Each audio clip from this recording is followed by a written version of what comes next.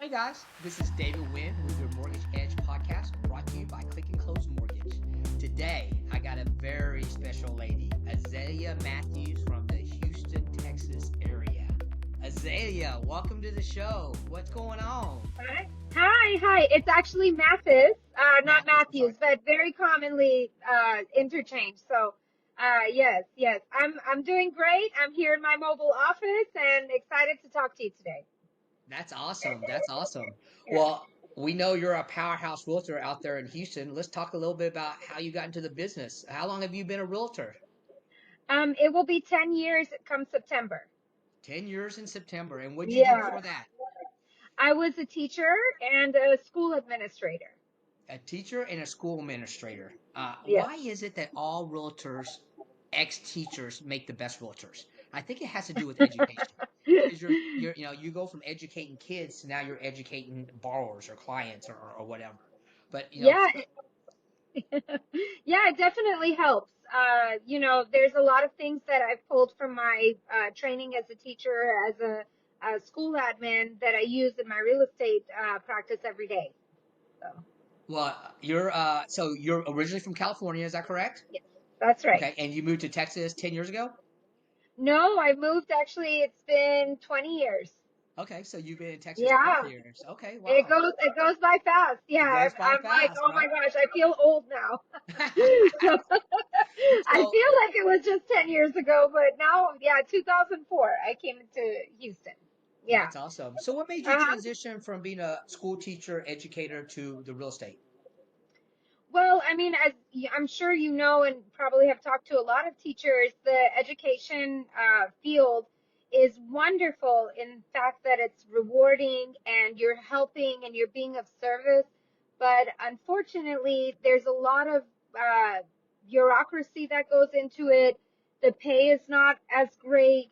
And a lot of teachers actually look for we call them now side Side hustles or hustles, side yeah. jobs. And for me, it was necessarily not a side hustle, but in 2007, when I purchased my own house, I was like, oh, this is really interesting. I really loved the process of it. I loved the negotiation part. I know not everyone likes it, but I love that part. And so I said, okay, this is something I might want to explore. And it took me a couple of years till I actually went and did the classes and took the test, but my plan was to kind of keep it on the side while I continued being a school admin. But of course that changed because now I'm uh, now I'm And full time in real estate. Yeah. well, you're not just a full-time real estate. You do big numbers. I've seen your numbers, and you do a lot Oh, of thank you. transactions, and you help a lot of people out there. So Thank let's you. let's fast forward to today. You've been in the real estate business for 10 years. You're Mhm. opening up a new brokerage. Is that correct? That's right. Bloom and Prosper Realty. Yes. Oh, that's awesome. And that's going to be your Uh-huh. brokerage. That's correct. Yes. Okay. Do you I'm have very do you, excited. Yeah. well, congratulations. Do you Thank have team you. members yet, or are you looking to hire, or what's going on? I do. I have two members from my team are coming along with me. So yes, and I'm open to meeting new people and anyone who's looking for a really good broker and mentor. I'm happy to have a conversation with them. Hey, realtors, if you're listening in the Houston area, give Azalea a call. Hey, give me a call. Yeah. Well, I know you. I know some special things about you. So you speak Uh-huh. two languages. Is that correct? That's right. What are the two languages that you speak? I speak three if you want to count English, but Yes, yes, I please. speak Farsi and Spanish as well. That's awesome. Yep. And what percentage of your clientele are Farsi and Spanish? Oh, I would have to say probably like I guess like 50, 60%, a little bit over 50%. Yeah. That's a It's a lot. lot. Yeah, lots of Persian and Spanish speaking clients. Yes. How do you cater to that? Is that something that you advertise or what? Because definitely taking advantage of your assets that you know. You know.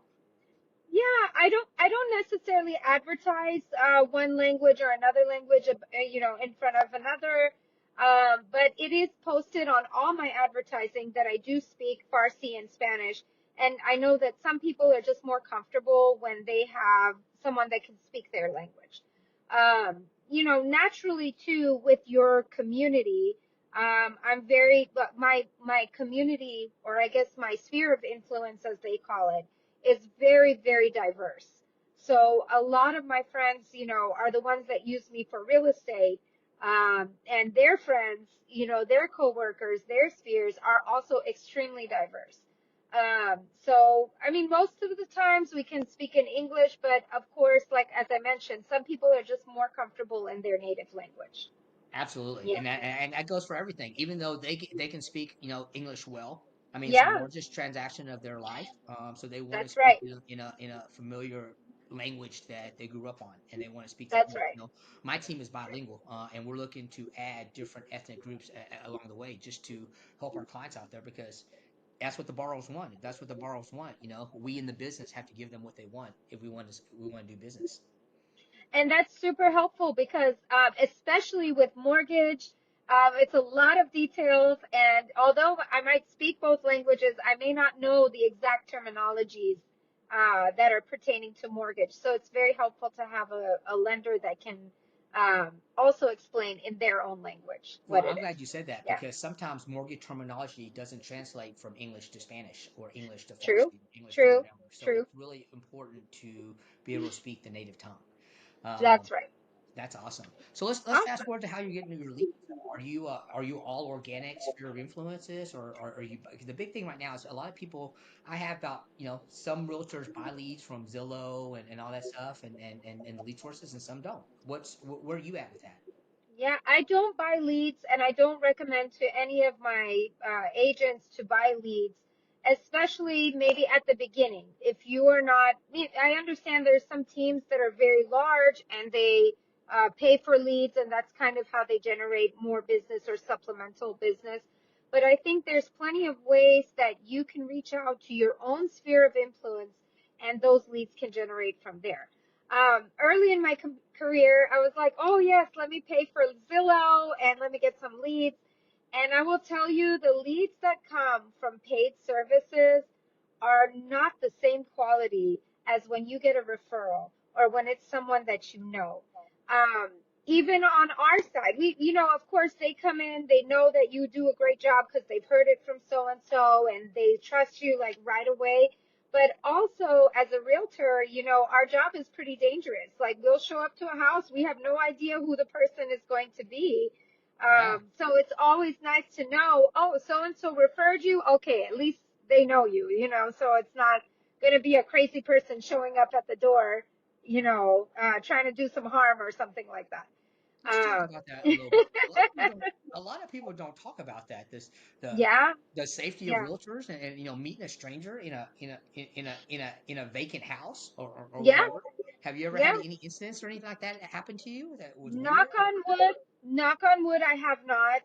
But I do take certain precautions, especially like open houses, you anyone is able to come through the door. So if like an open house is multi-level, I stay at the first level. I stay kind of closer to the door, and things like that. If I show up to a house and I don't feel comfortable, I don't get a good sense of that person, I might just say, oh, hey, oops, I'm sorry, I have an emergency, I have to go. So, but I will say nowadays, that's when I first started. Now with HAR, the Houston Association of Realtors, we're very fortunate that they provide a service called Forewarn to us. And we can type in anyone's phone number and it pulls up all of their information. It actually even pulls up their criminal history. Oh, really? So uh-huh. It's That's called the awesome. yeah, it helps a lot. It really, really helps a lot because also, we get scams all the time. Oh, I have a land I want to sell. You look up the phone number and you see it's actually not the owner, it's like someone else. So you can kind of fish out people like that as well. It kind of makes you feel like the FBI a little bit. I love it. I love it. But it is very, very helpful. Especially in our business, like you said, we're going to a vacant house and meeting someone that we don't know. Well, You let's know. talk a little bit about the Houston real estate market. You had a great Yeah. year in 2024, and as we Oh, sit thank here you. today, it's Thank you. mid-April, and Yeah. 2025. And what are you seeing out there in the Houston real estate market? Yeah, it's very interesting time right now. Definitely the start of this year, and I would say all the way up till now, it's been a very active market. There's a lot of buyers that are sitting on the sidelines, and excuse me, when they see something that hits what they're looking for, they will go after it, and also other buyers will go after it too. So we have seen many cases of bidding wars on different properties. Yeah. Other properties, however, if they're overpriced or they're not, in the best condition, or even if they are nice, but they have carpet everywhere, those are the houses that are either A, sitting for longer, or B, reduced way under market value. Compared to last year, though, I will say this market is a much stronger market. Last year, towards the end of the year, it was extremely slow in Houston. And well, So, Houston's a great market. We have yeah, 35% more inventory than we did a year ago. So I mean, yes, there's definitely more yes, listings. One thing though is houses are sitting a little bit longer. So you guys tell your sellers, that's true. hey, be patient. It's not 2021. You're not That's gonna true. you're not gonna list it and then get 50 offers over the weekend. I think Right, the right. average days I think the average days listings right now is 60 to 180 days, right?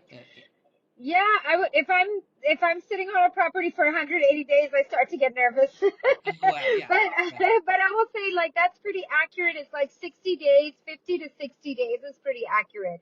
If even if the property is priced well, presented well, everything, it's just taking a little bit longer. Yes. Hey, Azalea, I have to ask, because they say 35% of all purchases are first-time home buyers. What are you seeing out there for first-time home buyers? Oh, I'm trying to think. I would say that's pretty accurate. Yeah, I would say a third. Yeah, a third of buyers being first time home buyers. Yeah, yeah. Yes, yes. Well, I do see a lot more people interested in buying their first home, but they might be reluctant because they're not, I guess they're not knowledgeable about the programs and all the different services that are available to them. So that's a big part of me and my team is we offer those services. We have a first time home buyers workshop that we do, and we invite people from the industry to give them guidance on each of the portions of the contract because it can be overwhelming. It's a lot of details. You don't know, like, am I paying the right price for this, or all of those things. But really, if you just seek out the right people and get the right information, it becomes a much easier process. So, absolutely. I'm glad yeah. you say that because we as a lender, we have a lot of great programs out there. We have Yeah. 100% financing with FHA, so you can get Uh, basically walk in a house with zero down, or we have yeah. down payment assistance, 3 to 5% of the loan amount. So again, Yes. basically you can walk in with almost zero down. Yes. So a lot of people are taking advantage of this. It's the education wise. It's the Yeah. largest purchase, and people just don't know what they don't know. So you gotta. Right. I think that's where education comes in. You got to Yes. teach you got to teach them about all the different programs and all the different stuff that they're available to you. Yeah. Yeah. So that's awesome. I just remember as a realtor when I started, I didn't know there was all different kind of programs. I thought you had to have good credit score, you had to have down payment and and everything whenever you buy a house. But it's very good to know like different programs because not everyone's situation is the same. That's right. That's Yeah. right. So tell me, Uh-huh. what life experience has shaped you to where you are today? Anything from your Oh past my that you God. implement on a daily basis right here? um, I mean, there's a lot of different experiences that shape what I do. I guess maybe we can talk about like real estate.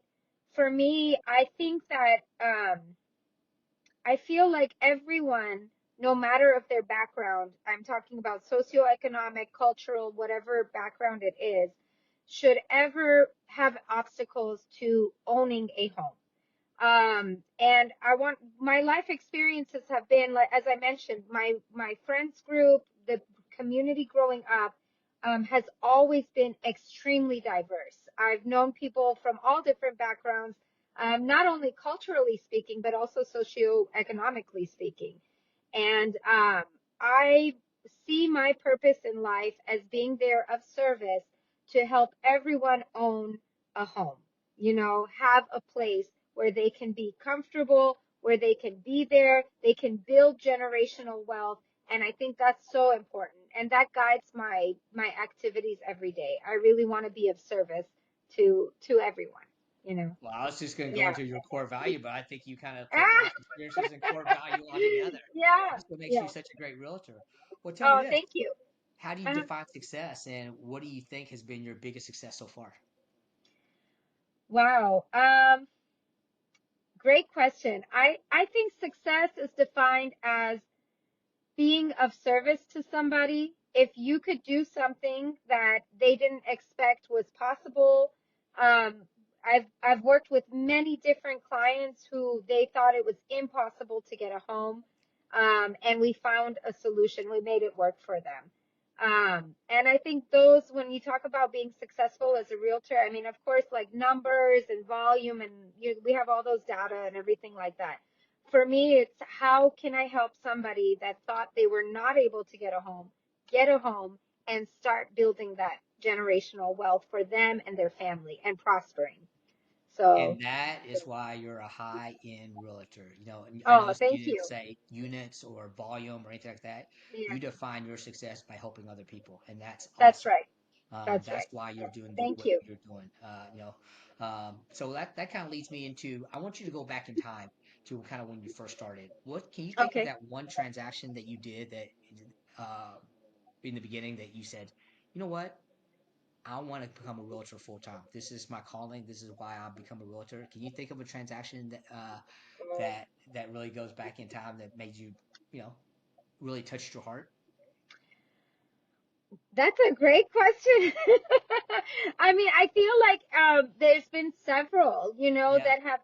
I guess I would, because I was really pushed into it for full time. My plan was to do it part time, and then we ended up having a conflict with my principal. So it wasn't really a decision I made to say, okay, I'm going to go in full time. My boss, so to speak, was like, oh, we're closing your position. So I had to just jump. But since then, I've had several different deals that have confirmed that I'm in the right place, so to speak. So I don't know if there's something that motivated me to take the jump, but definitely have received a lot of confirmations there. Um, I would have to say probably early on, I was working with a lady who she wanted to buy a house. She saw my listing. She came, she looked at the house, toured it, and she's like, oh, I really like it. But then she was like hesitant. And so it turns out after talking to her, she was working with another realtor, and the other realtor was really pressuring her to show him the proof of funds, because she said, I can pay cash. Here's my proof of funds. That she was a cleaning lady, so he was like, no, I really need to make sure you have the money, and I don't want to waste my time. And that kind of rubbed her a little bit the wrong way. So I mean, I took a chance. I told her, no, you don't have to show me anything. If you don't have the money, you're the one wasting the time running around, and everything like that. But over the course of looking at several different houses, we really formed a really good friendship. And finally, we did find the house that she liked, and she bought it. And afterwards, she told me the story. She said, Azalia, I've been working as a cleaning lady all my life. However, half of my check I always put in savings, and I did not touch it.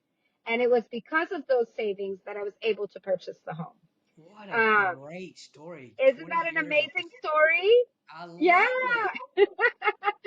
So I just was so impressed with her, because that takes a lot of dedication. It takes a lot of discipline.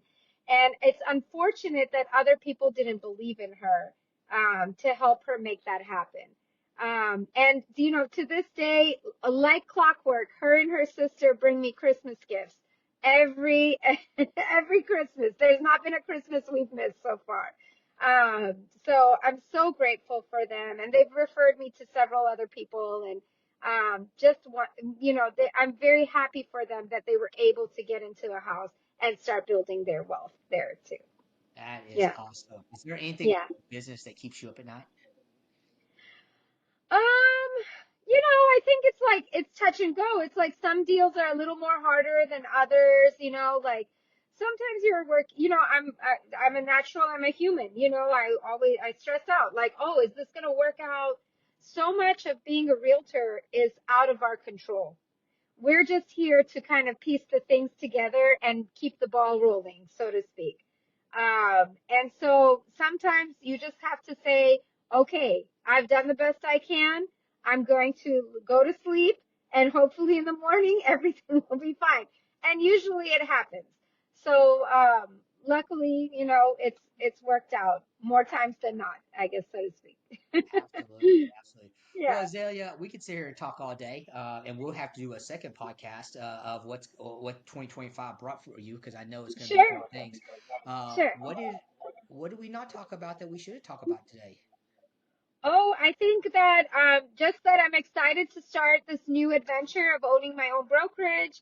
And yeah, hey, if you're looking for a house in Houston, you're looking to sell your house in Houston, you're looking to invest in Houston, I'm your girl. So definitely make sure I'm very active on my social media platforms. Definitely find me on Instagram, find me on Facebook, on Google, and make sure you follow me so you can see what I'm doing in 2025. Well, I can tell you this: Yeah. if you're looking for a real estate in Houston, and I know they want to find you, how they get hold of you, Azalea? You have a contact information? Yeah, easiest way is my phone number, 713-304-5361. And if you're watching this live, folks, you saw that go across the lower thirds. And here's the deal, folks. If you're looking for Houston real estate, or if you're an agent looking for a brokerage to join, call Azalea. She's your lady. All right. Well, I'm David Wynn. I'm with the Mortgage Edge podcast. Thanks for being with us today. Stay tuned for the next Thank episode. you. Bye, guys. Thank you so much. Bye.